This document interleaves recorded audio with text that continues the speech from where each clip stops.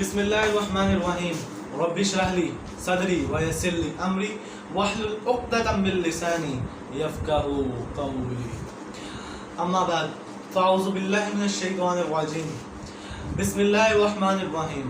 السلام علیکم ناظرین، امید کرتا ہوں آپ سب لوگ خیر خیریت سے ہوں گے۔ رمضان المبارک کا عشاء مغفرت کی آج 13ویں سحر ٹرانسمیشن ہے۔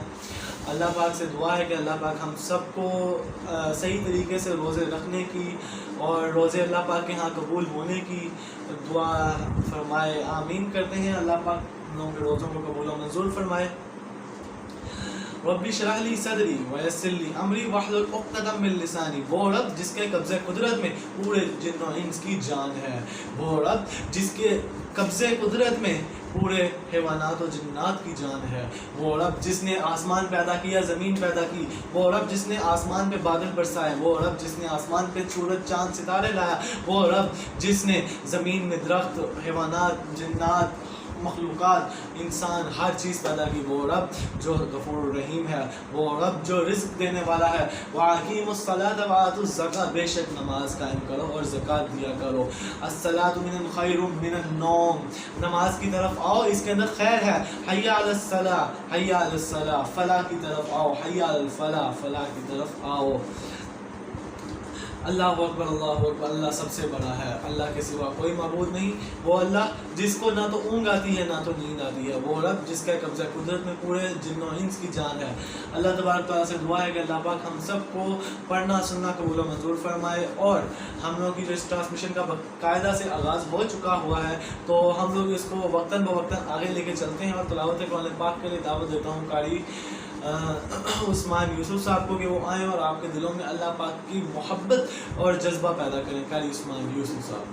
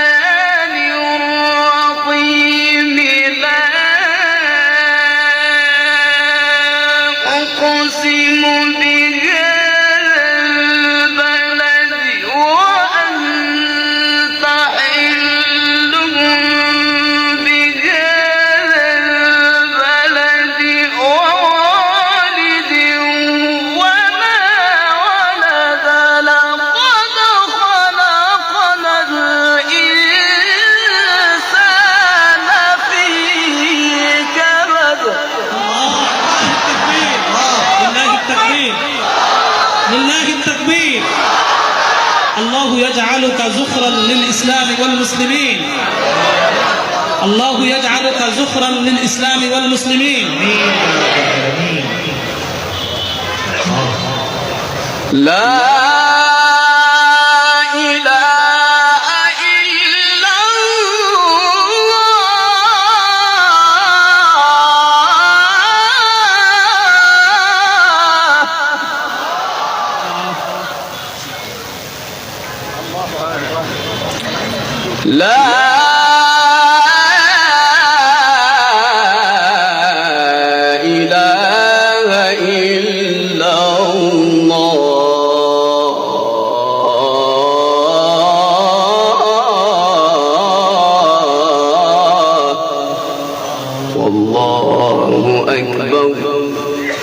واللہ اکبر وللہ الحمد۔ بسم اللہ الرحمن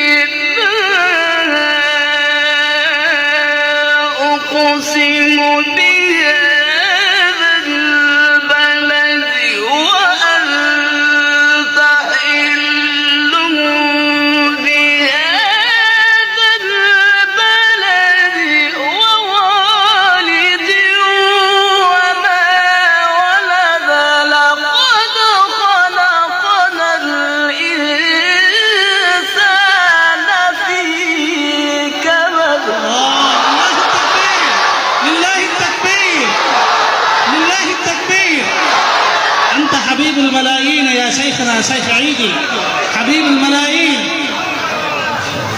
هذا كلام ربي.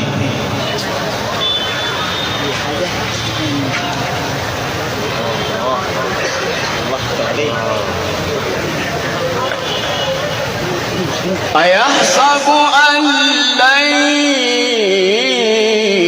يقدر عليه أحد يقول أهلكت مالا لبدا أيحسب أن لم يره أحد فلم نجعل له عينين ولسانا وشفتين وهديناه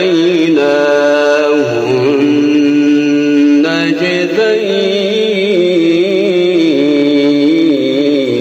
جی تو ناظرین یہ تھے قاری عثمان یوسف صاحب. اب ہم لوگ بڑھ رہے ہیں نعت رسول مقبول صلی اللہ علیہ وسلم کی طرف. تو آج کا جو ہم لوگوں کا حدیث کا جو ٹاپک ہے وہ ہے استقاطہ کے اوپر، یعنی کہ پانی کی نماز، پانی یعنی کہ بارش کے لیے نماز یعنی کہ جو پڑھی جاتی ہے اس کو استقاطہ کی نماز کہتے ہیں. صحیح بخاری کے اندر استقاطہ کے بارے میں کیا بیان آیا ہے. اس کے علاوہ ہم لوگوں کا جو اگلا جو ٹاپک ہے وہ آپ لوگوں کو مزید اس کے اندر سمجھ آ جائے گی کہ ہمارے جو ٹاپک ہیں وہ کون کون سے ہیں اور کس چیز کے اوپر مخلص ہیں.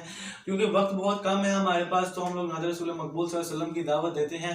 حافظ عظیم رضا قادری صاحب جو کہ ایک بہت ہی میانہ ناز اور ایک بہت ہی چھوٹے سے لیول کے اوپر سے ہی اتنے بڑے نعت خواں بن چکے ہیں. اللہ پاک سے دعا ہے کہ اللہ پاک ان کا یہ جو پڑھنا سننا آقا دو جہاں حضرت محمد مصطفیٰ محمد عربی صلی اللہ علیہ وسلم کی خدمت میں پیش کرتے ہیں، وہ اللہ پاک آپ صلی اللہ علیہ وسلم کو اس کے صدقے سے اور ہم اس امت کو معاف فرمائے جو کہ آج کل کی وبا چل رہی ہے.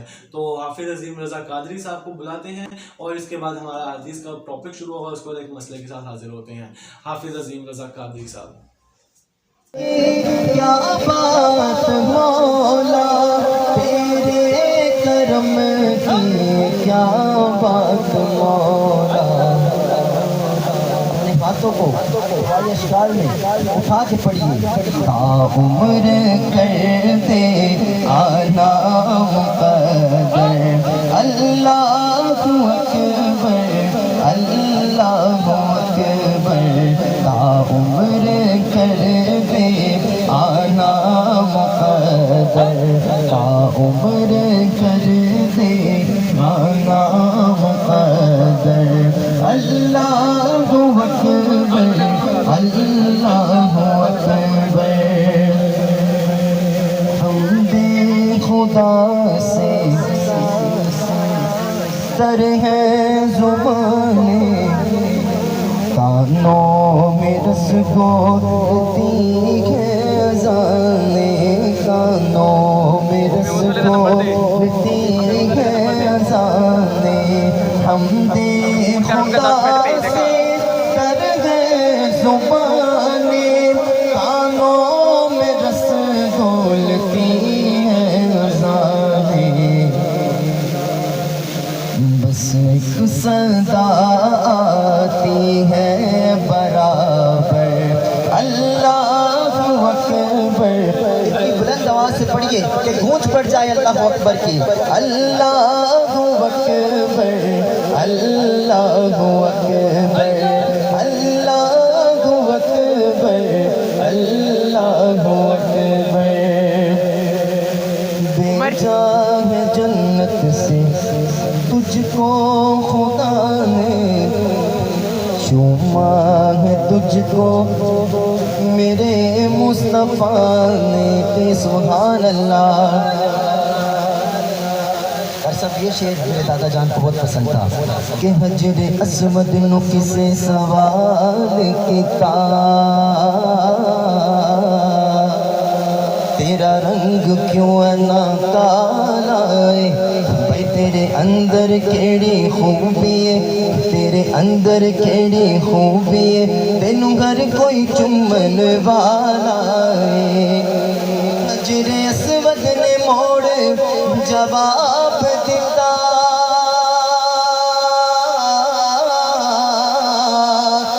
میری شان میں سب تو آلہ ہے او مینوں ساری دنیا تا چم دی مینوں چم گیا کملی والا ہے بھیجا ہے جنت سے تجھ کو خدا نے بھیجا ہے جنت سے تجھ کو خدا نے بھیجا ہے جنت سے تجھ کو خدا نے چوما ہے تجھ کو میرے مصطفیٰ نے اے حجر اسود تیرا مقدر شہزاد صاحب آپ نے تو چوما ہے اے حجر اسود تیرا مقدر اللہ اکبر اللہ اکبر بولو اللہ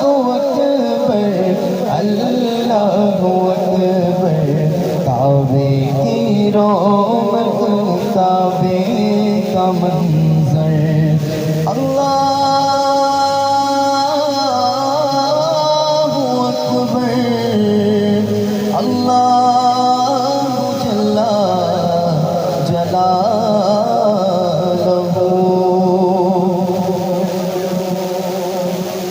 بلند آواز سے سبحان اللہ اور بلند آواز سے یا نبی سلام علیکہ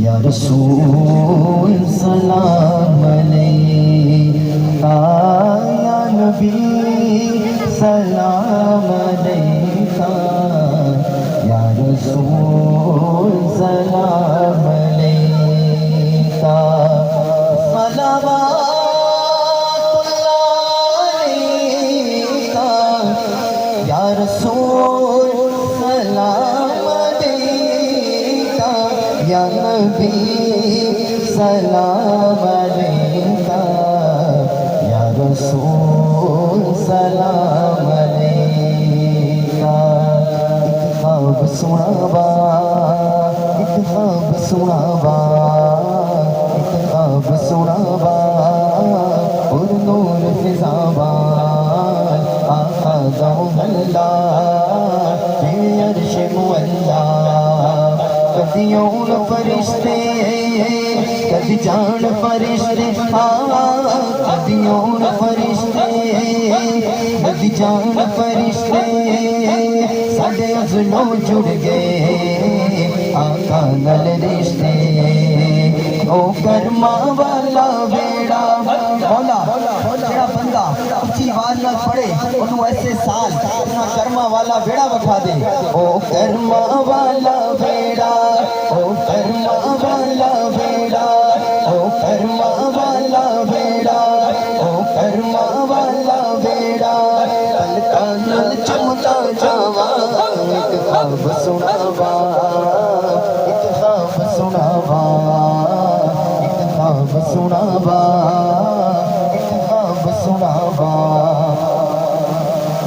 او رب لے گیا مینوں شہر مدینے ایک حاجی لایا مینوں کٹ کے سینے کدی پیوا زمزم کدی پڑھا نمازاں میری پہنچ جتوں تک میں دیوانے آزاں رب سونے پل وچ سنیا رب سونے پل وچ سنیا رب سونے پل وچ سنیا میرے دل دیا سب دعاواں ایک خواب سناواں ایک خواب سناواں ایک خواب سناواں ایک خواب سناواں او سونیاں گلیاں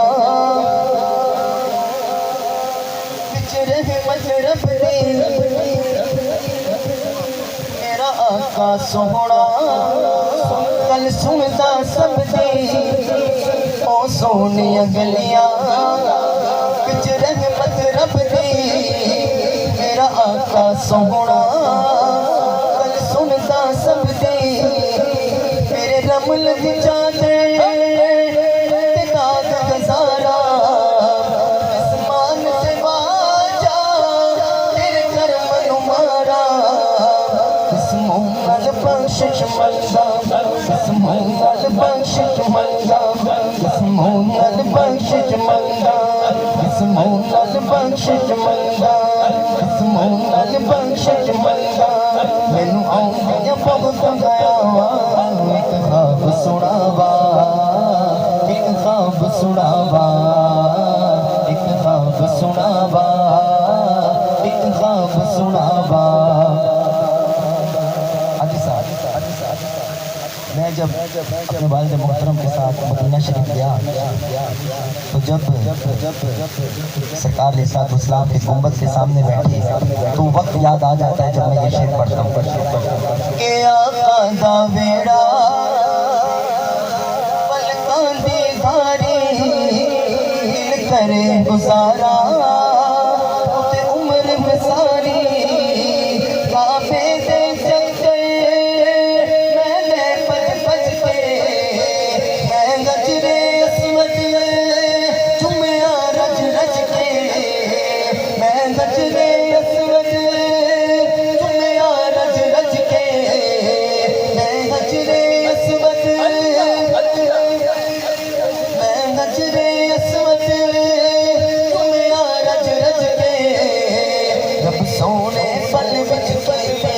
رب سونے پل وچ کیتیاں او میرے سر تے ٹھنڈیاں چھاواں ایک خواب سناوا ایک خواب سناوا ایک خواب سناوا ایک خواب سناوا ایک خواب سناوا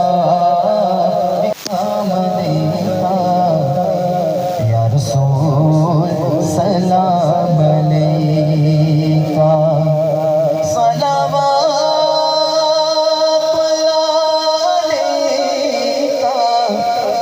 رسول سلام علیکہ ایک مرتبہ تصور یہ رکھیے کہ جالیوں کے سامنے بسم اللہ الرحمن الرحیم۔ ناظرین ہم لوگ آگے اپنے موبائل فون کی سکرین پہ، امید کروں گا آپ لوگوں کو سکرین اچھے خاصی نظر آ رہی ہوگی۔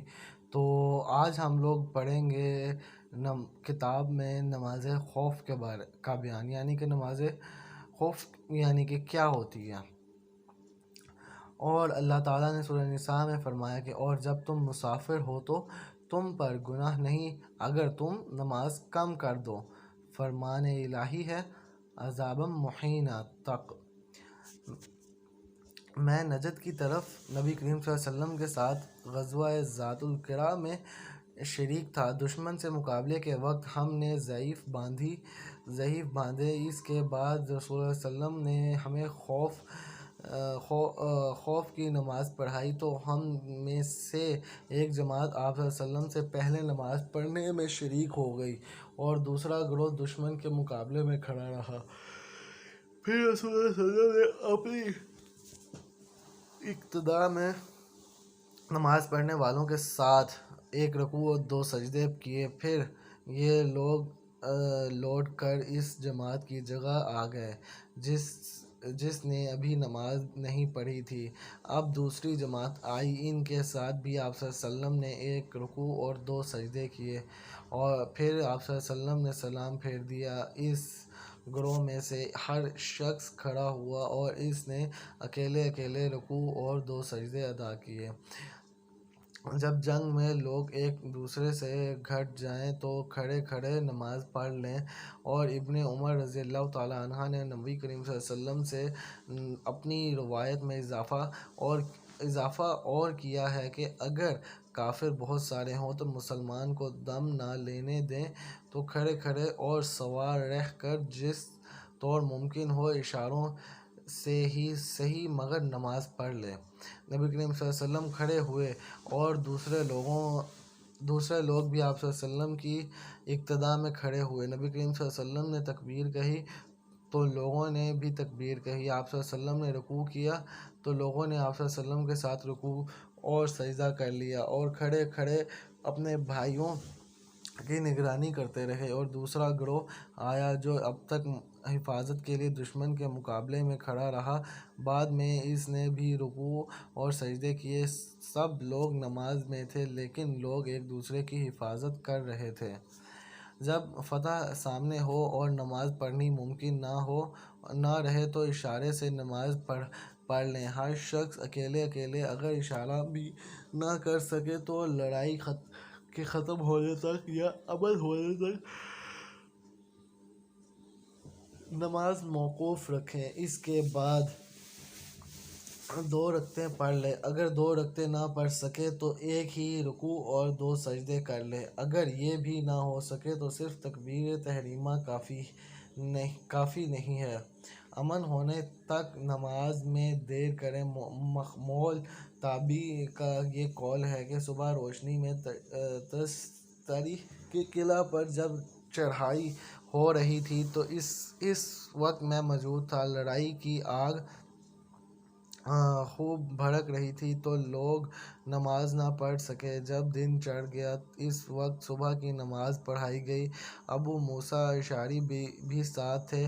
پھر قلعہ فتح ہو گیا۔ حضرت انس رضی اللہ تعالیٰ عنہ نے کہا کہ اس دن جو نماز ہم نے پڑھائی گویا وہ سورج نکلنے کے بعد پڑھائی، اس سے اتنی خوشی ہوئی کہ ساری دنیا ملنے سے اتنی خوشی نہ ہوگی۔ عمر رضی اللہ تعالیٰ عنہ غزوہ خندق کے دن کفار کو برابر بھلا کہتے ہوئے آئے اور عرض کرنے لگے کہ یا رسول اللہ، سورج ڈوبنے ہی کو ہے اور میں نے تو اب تک عصر کی نماز نہیں پڑھی۔ اس پر نبی کریم صلی اللہ علیہ وسلم نے فرمایا باخدا میں نے بھی ابھی تک نہیں پڑھی۔ انہوں نے بیان کیا کہ پھر بطحان کی طرف گئے جو مدینہ میں ایک میدان تھا، اور وضو کر کے آپ نے وہاں سورج غروب ہونے کے بعد عصر کی نماز پڑھی، پھر اس کے بعد نماز مغرب پڑھی۔ میں نے امام اور زاری سے شرجیل بن سمت اور ان کے ساتھیوں کی نماز کا ذکر کیا کہ انہوں نے سواری پر ہی نماز پڑھ لی، تو انہوں نے کہا کہ ہمارا بھی یہی مذہب ہے۔ جب نماز قضا ہونے کا ڈر ہو، اور ولید نے حضرت صلی اللہ علیہ وسلم سے اس اشارے سے دلیل لی کہ کوئی تم میں سے عصر کی نماز نہ پڑھے مگر بنی قریظہ کے پاس پہنچ۔ جب نبی کریم صلی اللہ علیہ وسلم غزوہ خندق سے فارغ ہوئے، ابو سفیان لوٹے تو ہم سے آپ صلی اللہ علیہ وسلم نے فرمایا کہ کوئی شخص بنو قریظہ کے محل میں پہنچنے سے پہلے نماز عصر نہ پڑھے۔ لیکن جب عصر کا وقت آیا تو بعض صحابہ نے راستے ہی میں نماز پڑھی، اور بعض صحابہ رضی اللہ تعالیٰ عنہما نے کہا کہ ہم بنو قریظہ کے محلہ میں پہنچنے پر نماز عصر پڑھیں گے، اور کچھ حضرات کا خیال یہ ہوا کہ ہمیں نماز پڑھ لینی چاہیے، کیونکہ نبی کریم صلی اللہ علیہ وسلم کا مقصد یہ نہیں تھا کہ نماز قضا کر لیں۔ پھر جب آپ سے اس کا ذکر کیا گیا تو آپ صلی اللہ علیہ وسلم نے کسی پر بھی ملامت نہیں فرمائی۔ رسول صلی اللہ علیہ وسلم نے صبح کی نماز اندھیرے ہی میں پڑھا دی، پھر سوار ہوئے، پھر آپ صلی اللہ علیہ وسلم خیبر پہنچ گئے، اور وہاں کے یہودیوں کو آپ صلی اللہ علیہ وسلم کے آپ کے آنے کی اطلاع ہو گئی، اور فرمایا اللہ اکبر، خیبر پر بربادی آ گئی۔ ہم تو جب اس قوم کے آنگن میں اتر جائیں تو ڈرے ہوئے لوگوں کی صبح منحوس ہوگی۔ اس وقت خیبر کے یہودی گلیوں میں یہ کہتے ہوئے بھاگ رہے تھے کہ محمد صلی اللہ علیہ وسلم کا لشکر سمیت آ گئے۔ روائی نے کہا کہ روایت میں لفظ خمیس لشکر کے معنی ہے۔ آخر رسول اللہ صلی اللہ علیہ وسلم کو فتح ہوئی۔ لڑنے والے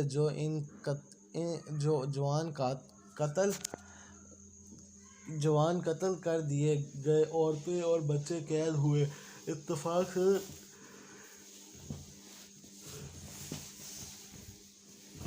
سے صفیہ اور وحید کلبی کے حصے میں آئیں، پھر رسول اللہ صلی اللہ علیہ وسلم کو ملیں اور آپ صلی اللہ علیہ وسلم نے ان سے نکاح کیا اور آزادی ان کا مہر قرار پایا۔ عبدالعزیز نے ثابت سے پوچھا، ابو محمد، کیا تم نے انس رضی اللہ تعالیٰ عنہ سے دریافت کیا تھا کہ صفیہ کا مہر آپ صلی اللہ علیہ وسلم نے مقرر کیا تھا؟ انہوں نے جواب دیا کہ خود انہی کو ان کے مہر میں دے دیا تھا۔ کہا کہ ابو محمد اس سے مسکرا دیے۔ اب ہمارا جو اگلا ہے وہ ہے کتاب میں سجود کے بارے میں۔ کتاب میں سجود کے بارے میں، اس کے بعد ہم لوگ انشاءاللہ سورج گرہن کے بارے میں پڑھیں گے، تو یعنی کہ قرآن مجید میں سجدوں کے بارے میں کیا حکم آیا ہے۔ اور حضرت عبداللہ بن عمر رضی اللہ تعالیٰ عنہما بے وضو سجدہ کیا کرتے تھے۔ نبی کریم صلی اللہ علیہ وسلم نے سورہ نجم میں سجدہ کیا تو مسلمانوں، مشرکوں اور جنوں ان سب نے آپ صلی اللہ علیہ وسلم کے ساتھ سجدہ کیا۔ اس حدیث کی روایت ابراہیم بن طہمان نے بھی ابو سخاتی سے کی ہے۔ انہوں نے زید بن ثابت رضی اللہ تعالیٰ عنہ سے سوال کیا کہ آپ نے یقین کے ساتھ اس امر کا اظہار کیا کہ نبی کریم صلی اللہ علیہ وسلم کے سامنے سورہ نجم کی تلاوت آپ نے کی تھی اور نبی کریم صلی اللہ علیہ وسلم نے اس میں سجدے نہیں کیا۔ میں نے رسول اللہ صلی اللہ علیہ وسلم کے سامنے سورہ نجم کی تلاوت کی اور آپ صلی اللہ علیہ وسلم نے اس میں سجدہ نہیں کیا۔ میں نے ابو ہریرہ رضی اللہ تعالیٰ عنہ کو سورہ اذا السماء انشقت پڑھتے دیکھا، آپ نے اس میں سجدہ کیا۔ میں نے کہا کہ اے ابو ہریرہ، کیا میں نے آپ کو سجدہ کرتے ہوئے نہیں دیکھا ہے؟ آپ نے کہا کہ اگر میں نبی کریم صلی اللہ علیہ وسلم کو سجدہ کرتے نہ دیکھتا تو میں بھی نہ کرتا۔ اور عبداللہ بن مسعود رضی اللہ تعالیٰ عنہما نے تمیم بن حزلم سے کہا کہ وہ لڑکا تھا، اس نے سجدے کی آیت پڑھی، سجدہ کر کیونکہ تو اس سجدے میں ہمارا امام ہے۔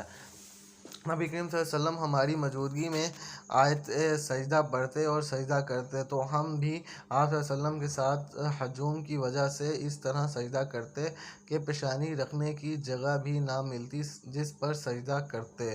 نبی کریم صلی اللہ علیہ وسلم آیت سجدہ کی تلاوت اگر ہماری موجودگی میں کرتے تو آپ صلی اللہ علیہ وسلم کے ساتھ ہم بھی سجدہ کرتے تھے۔ اس وقت اتنا اثار دھام ہو جاتا کہ سجدے کے لیے پیشانی رکھنے کی جگہ نہ ملتی جس پر سجدہ کرنے والا سجدہ کر سکے۔ اور عمران بن حسین صحابی سے ایک ایسے شخص کے متعلق دریافت کیا گیا کہ جو آیت سجدہ سناتا ہے مگر وہ سننے کی نیت سے نہیں بیٹھتا تھا، تو کیا اس پر سجدہ واجب ہے؟ آپ نے اس کے جواب میں فرمایا کہ اگر وہ اس نیت سے بیٹھتا بھی ہو تو کیا گویا انہوں نے سجدہ تلاوت کی واجب نہیں سمجھا؟ سلمان فارسی نے فرمایا کہ ہم سجدہ تلاوت کے لیے نہیں آئے۔ عثمان رضی اللہ تعالیٰ عنہ نے فرمایا کہ سجدہ ان کے لیے ضروری ہے جنہوں نے آیت سجدہ کثرت سے سنی ہو۔ ظاہری نے فرمایا کہ سجدے کے لیے طہارت ضروری ہے، اگر کوئی سفر کی حالت میں نہ ہو بلکہ گھر پر ہو تو سجدہ قبلہ رو ہو کر کیا جائے گا، اور سواری پر قبلہ رو ہونا ضروری نہیں، جدھر بھی رخ ہو اس طرف سجدہ کر لینا چاہیے۔ صائب بن یزید وازموں و قصہ خوانوں کے سجدہ کرنے پر سجدہ نہ کرتے۔ ربیہ بہت اچھے لوگوں میں سے تھے۔ ربیہ نے وہ حال بیان کیا جو عمر بن خطاب رضی اللہ تعالیٰ عنہ کی مجلس میں انہوں نے دیکھا۔ عمر رضی اللہ تعالیٰ عنہ نے جمعہ کے دن ممبر پر سورہ نحل پڑھی۔ جب سجدے کی آیت وَاللَّهُ يَسْجُدُ مَا فِي السَّمَاوَاتِ آخر تک پہنچے تو ممبر پر سے اترے اور سجدہ کیا تو ان لوگوں نے بھی اس کے ساتھ سجدہ کیا۔ دوسرے جمعہ پھر یہی سورت پڑھی جس میں سجدے کی آیت پر پہنچے تو کہنے لگے، لوگو ہم سجدے کی آیت پڑھتے چلے جاتے ہیں، پھر جو کوئی سجدہ کرے اس نے اچھا کیا اور جو کوئی نہ کرے تو اس پر کچھ گناہ نہیں۔ اور عمر رضی اللہ تعالیٰ عنہ نے سجدہ نہیں کیا، اور نافع نے عبداللہ بن عمر رضی اللہ تعالیٰ عنہ سے نقل کیا ہے کہ اللہ تعالیٰ نے سجدہ تلاوت فرض نہیں کیا، ہماری خوشی پر رکھا۔ میں نے ابو ہریرہ رضی اللہ تعالیٰ عنہ کے ساتھ نماز عشاء پڑھی، آپ نے اذا السماء انشقت کی تلاوت کی اور سجدہ کیا۔ میں نے عرض کیا کہ آپ نے یہ کیا کیا؟ انہوں نے جواب دیا کہ میں نے اس میں ابو القاسم صلی اللہ علیہ وسلم کی اقتداء میں سجدہ کیا تھا اور ہمیشہ سجدہ کرتا رہوں گا تاکہ ان آنکھیں آپ صلی اللہ علیہ وسلم سے جا ملوں۔ نبی کریم صلی اللہ علیہ وسلم کسی ایسی صورت کی تلاوت کرتے جس میں سجدہ ہوتا، پھر آپ صلی اللہ علیہ وسلم سجدہ کرتے اور ہم بھی آپ صلی اللہ علیہ وسلم کے ساتھ سجدہ کرتے، یہاں تک کہ ہم میں کسی کو اپنی پیشانی رکھنے کی جگہ نہ ملتی۔ معلوم ہوا کہ اپنی حالت میں سجدہ نہ کیا کر تو کوئی حرج نہیں، واللہ اعلم۔ سورج گرہن، کتاب میں سورج گرہن کے متعلق رسول اللہ صلی اللہ علیہ وسلم کے زمانے میں سورج گرہن ہوا تو آپ نے لوگوں کو نماز پڑھائی۔ پہلے آپ صلی اللہ علیہ وسلم کھڑے ہوئے تو بڑی دیر تک کھڑے رہے، قیام کے بعد رکوع کیا اور رکوع میں بہت دیر تک رہے، پھر رکوع سے اٹھنے کے بعد دیر تک دوبارہ کھڑے رہے، لیکن آپ صلی اللہ علیہ وسلم کے پہلے قیام سے کچھ کم، پھر رکوع کیا تو بڑی دیر تک رکوع میں رہے لیکن پہلے سے مختصر، پھر سجدے میں گئے اور دیر تک سجدے کی حالت میں ہے۔ دوسری رکعت میں بھی آپ صلی اللہ علیہ وسلم نے اسی طرح کیا۔ جب آپ صلی اللہ علیہ وسلم فارغ ہوئے تو گرہن کھل چکا تھا۔ اس کے بعد آپ صلی اللہ علیہ وسلم نے خطبہ دیا، اللہ تعالیٰ کی حمد و ثنا کے بعد فرمایا، سورج اور چاند دونوں اللہ کی نشانیاں ہیں اور کسی کی موت و حیات سے ان میں گرہن نہیں لگتا۔ جب تم گرہن لگا ہو دیکھو تو اللہ سے دعا کرو، تکبیر کہو اور نماز پڑھو اور صدقہ کرو۔ پھر آپ صلی اللہ علیہ وسلم نے فرمایا کہ اے محمد کی امت کے لوگوں، دیکھو اس بات پر اللہ تعالیٰ سے زیادہ غیرت اور کسی کو نہیں آتی کہ اس کا کوئی بندہ یا بندی زنا کرے۔ اے امت محمد، واللہ جو کچھ میں جانتا ہوں اگر تمہیں بھی معلوم ہو جائے تو تم ہنستے کم اور روتے زیادہ۔ جب رسول اللہ صلی اللہ علیہ وسلم کے زمانے میں سورج گرہن لگا تو یہ اعلان کیا گیا کہ نماز ہونے والی ہے، اور حضرت عائشہ رضی اللہ تعالیٰ عنہما اور اسماء رضی اللہ تعالیٰ عنہما سے روایت کیا کہ نبی کریم صلی اللہ علیہ وسلم نے سورج گرہن میں خطبہ دیا۔ نبی کریم صلی اللہ علیہ وسلم کی زندگی میں سورج گرہن لگا، اسی وقت آپ صلی اللہ علیہ وسلم مسجد میں تشریف لے گئے۔ انہوں نے بیان کیا کہ لوگوں نے نبی کریم صلی اللہ علیہ وسلم کے پیچھے صف بندھی، آپ صلی اللہ علیہ وسلم نے تکبیر کہی اور بہت دیر قرآن مجید پڑھتے رہے، پھر تکبیر کہی اور بہت لمبا رکوع کیا، پھر سمیع اللہ لمن حمدہ کہہ کر کھڑے ہو گئے اور سجدہ کیا اور سجدہ نہیں کیا۔ رکوع سے اٹھنے کے بعد پھر دیر تک قرآن مجید پڑھتے رہے لیکن پہلی قرأت سے کم، پھر تکبیر کے ساتھ رکوع میں چلے گئے، دیر تک رکوع میں رہے، یہ رکوع بھی پہلے رکوع سے کم تھا۔ اب سمیع اللہ لمن حمدہ اور ربنا لک الحمد کہہ کر پھر سجدے میں گئے۔ آپ صلی اللہ علیہ وسلم نے دوسری رکعت میں بھی اسی طرح کیا۔ ان دونوں رکعتوں میں پورے 4 رکوع اور 4 سجدے کیے۔ نماز سے فارغ ہونے سے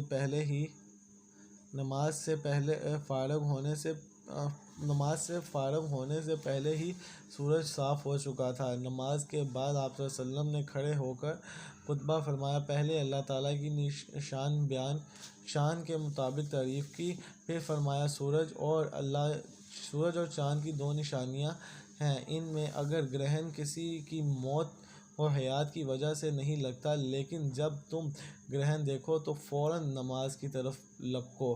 ظاہری نے کہا کہ کثیر بن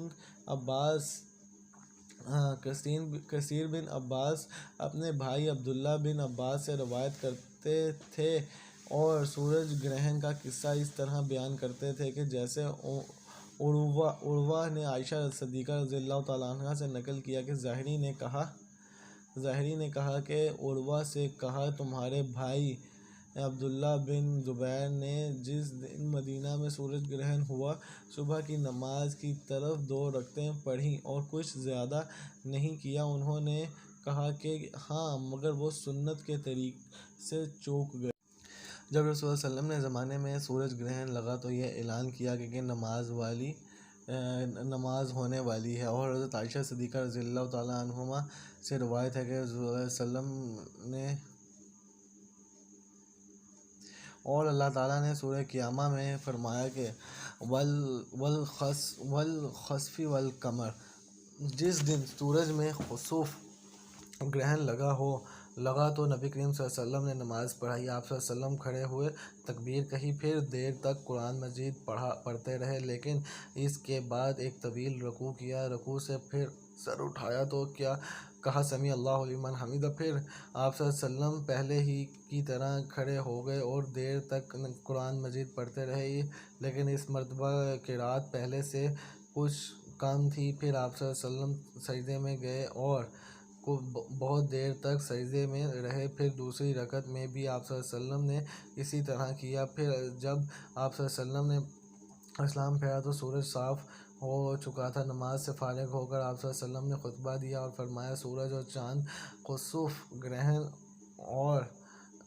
چاند کا خسوف گرہن اللہ کی نشانی ہے، اور ان میں خوف گرہن کسی موت اور زندگی پر نہیں لگتا، لیکن جب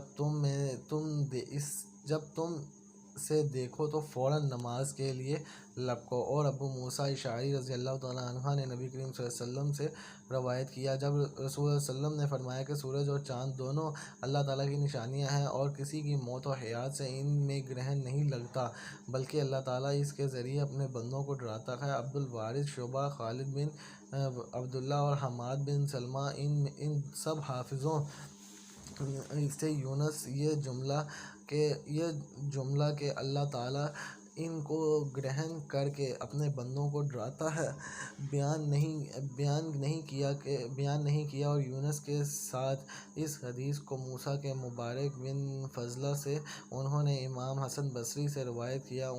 اس میں یوں ہے کہ ابو بکر رضی اللہ تعالیٰ عنہ نے نبی کریم صلی اللہ علیہ وسلم سے سن کر مجھ کو خبر دی کہ اللہ تعالیٰ کو گرہن کر کے اپنے بندوں کو ڈراتا ہے، اور یونس کے ساتھ اس حدیث کو اشعث بن عبداللہ نے بھی امام حسن بصری سے روایت کیا۔ ایک یہودی عورت ان کے پاس مانگنے کے لیے آئی اور اس نے دعا دی کہ اللہ آپ کو قبر کے عذاب سے بچائے۔ عائشہ رضی اللہ تعالیٰ عنہ نے رسول اللہ صلی اللہ علیہ وسلم سے پوچھا کہ کیا لوگوں کو قبر میں عذاب ہوگا؟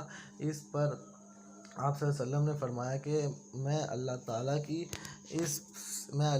کی اس سے پناہ مانگتا ہوں۔ پھر ایک مرتبہ صبح کو کہیں جانے کے لیے رسول اللہ صلی اللہ علیہ وسلم سوار ہوئے۔ اس کے بعد سورج گرہن لگا۔ آپ صلی اللہ علیہ وسلم دن چڑھے واپس ہوئے اور اپنی بیویوں کے حجروں سے گزرتے ہوئے مسجد میں نماز کے لیے کھڑے ہو گئے۔ صحابہ رضی اللہ تعالیٰ عنہم نے بھی آپ صلی اللہ علیہ وسلم کی اقتداء میں نیت باندھ لی۔ آپ صلی اللہ علیہ وسلم نے بہت ہی لمبا قیام کیا، پھر رکوع بہت طویل کیا، اس کے بعد کھڑے ہوئے اور اب ایک دفعہ قیام پھر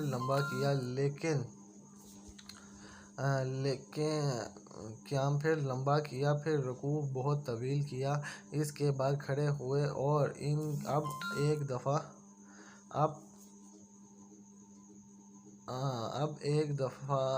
دفعہ کیا، سر اٹھایا، سجدے میں گئے۔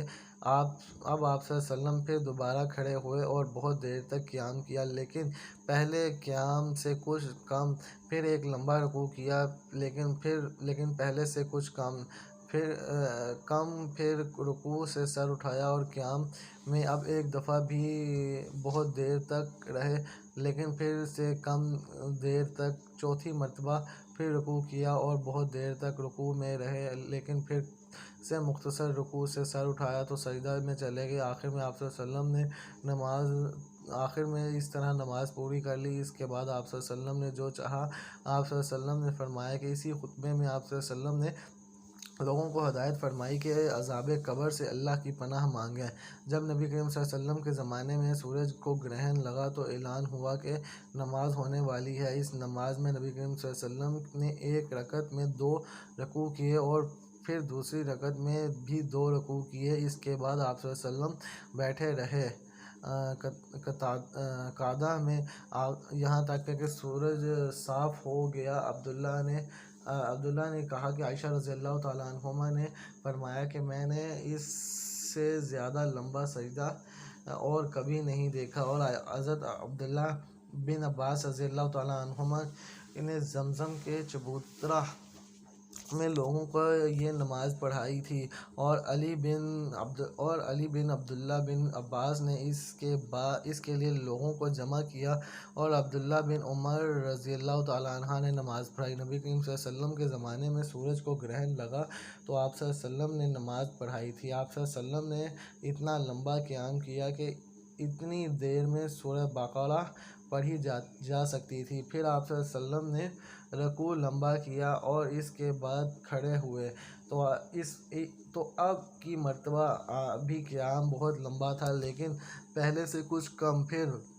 ایک دوسرا لمبا رکوع کیا جو پہلے رکوع سے کچھ کم تھا۔ پھر آپ صلی اللہ علیہ وسلم سجدے میں گئے، سجدے سے اٹھ کر پھر لمبا قیام کیا، لیکن پہلے سے قیام کے مقابلے میں کم لمبا تھا۔ پھر ایک لمبا رکوع کیا، یہ رکوع بھی پہلے رکوع کے مقابلے میں کم تھا۔ رکوع سے سر اٹھانے کے بعد پھر آپ صلی اللہ علیہ وسلم بہت دیر تک کھڑے رہے اور یہ قیام بھی پہلے سے مختصر تھا۔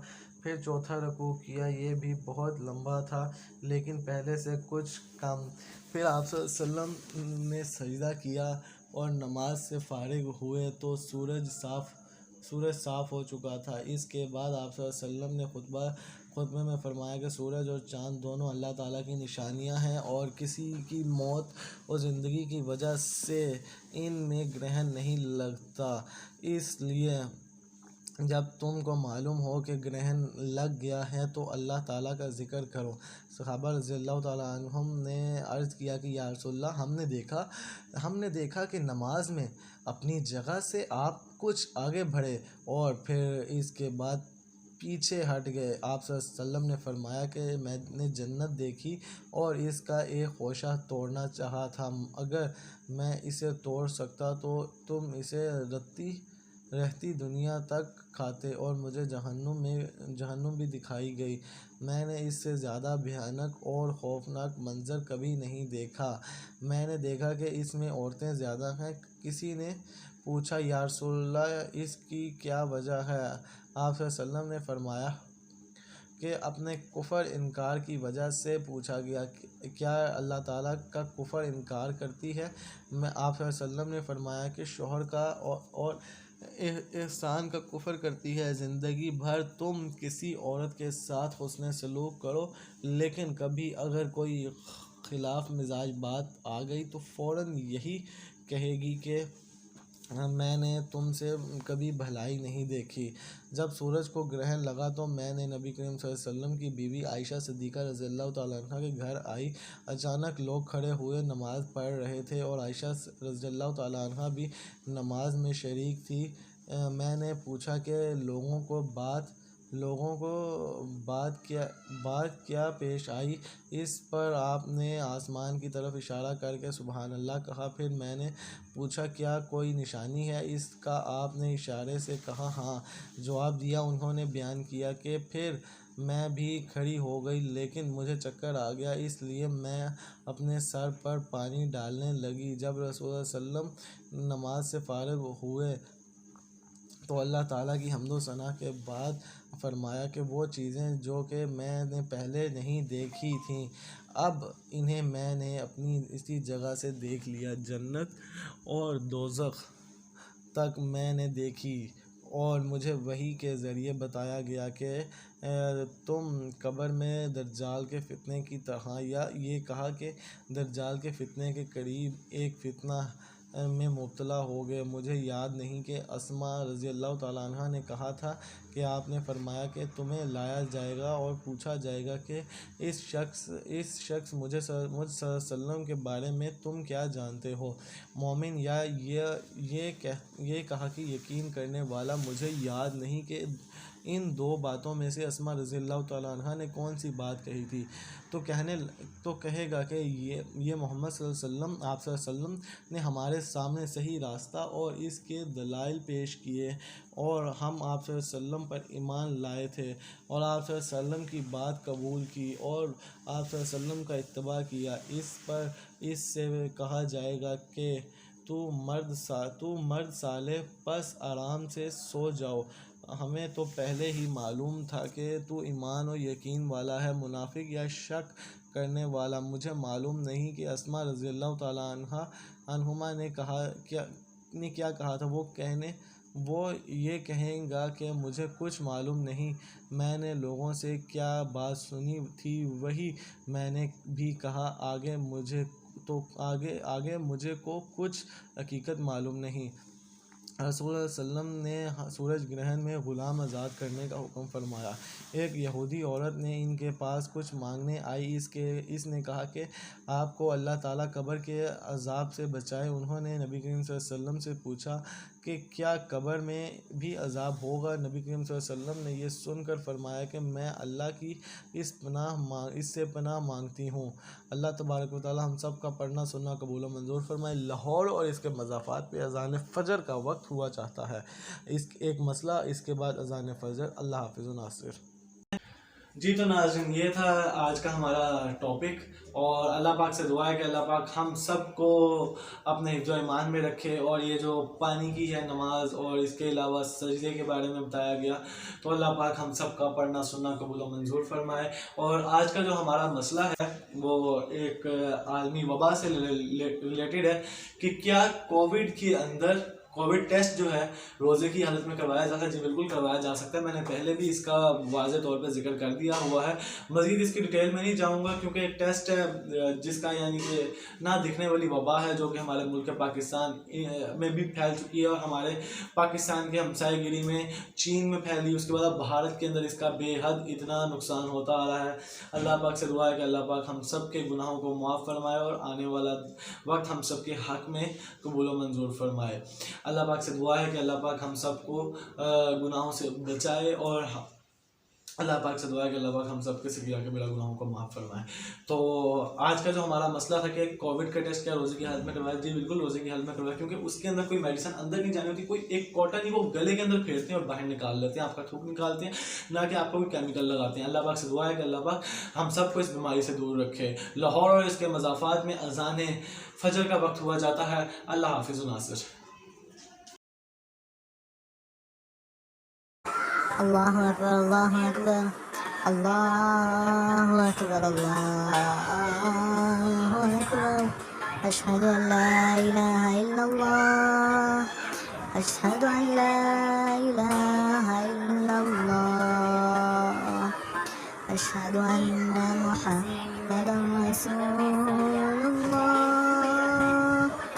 اشہد ان محمد رسول اللہ۔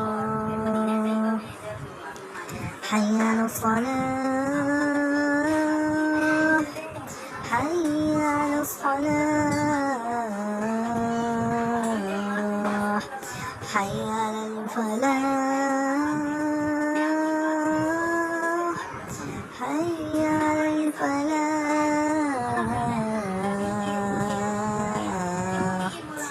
الصلاة خير من النوم، الصلاة خير من النوم، الله